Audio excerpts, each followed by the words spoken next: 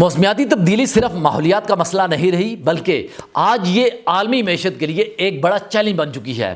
سائنسدانوں اور اقتصادی ماہرین کے مطابق بڑھتا ہوا درجہ حرارت، شدید طوفان، سیلاب، خشک سالی اور سمندری سطح میں اضافہ عالمی پیداوار، تجارت اور سرمایہ کاری پر نمایاں اثر ڈال رہے ہیں۔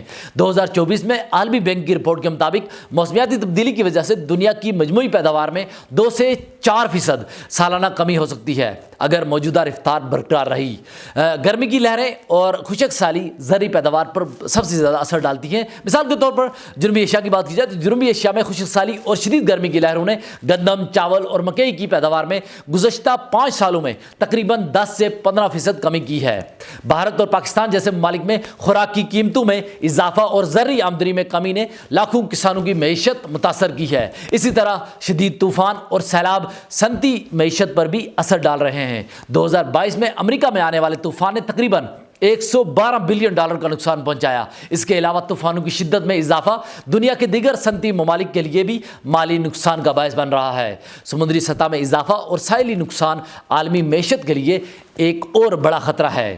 دنیا کے کئی بڑے ساحلی شہر جیسے نیو یارک، بمبئی اور جکارتہ مستقبل میں بارشوں، سیلاب اور طوفان کی شدت سے بھی شدید متاثر ہو سکتے ہیں۔ عالمی ماہرین کے مطابق اگر سمندری سطح میں صرف 1 میٹر اضافہ ہو گیا تو عالمی معیشت کو ہر سال تقریباً $1 ٹریلین کا نقصان کا سامنا کرنا پڑ سکتا ہے۔ موسمیاتی تبدیلی کی وجہ سے انسانی نقل مکانی بھی بڑھ رہی ہے جس کے اثرات معیشت پر پڑ رہے ہیں۔ شدید موسمی حالات سے لاکھوں لوگ اپنے علاقوں سے منتقل ہو رہے ہیں۔ اقوام متحدہ کی رپورٹ کے مطابق 2023 میں دنیا بھر میں تقریباً 25 ملین لوگ موسمیاتی حالات کی وجہ سے اپنے گھر چھوڑنے پر مجبور ہوئے، جس سے مقامی معیشت اور سماجی خدمات پر دباؤ بڑھا۔ عالمی معیشت میں توانائی کی قیمتیں بھی موسمیاتی تبدیلی سے متاثر ہو رہی ہیں۔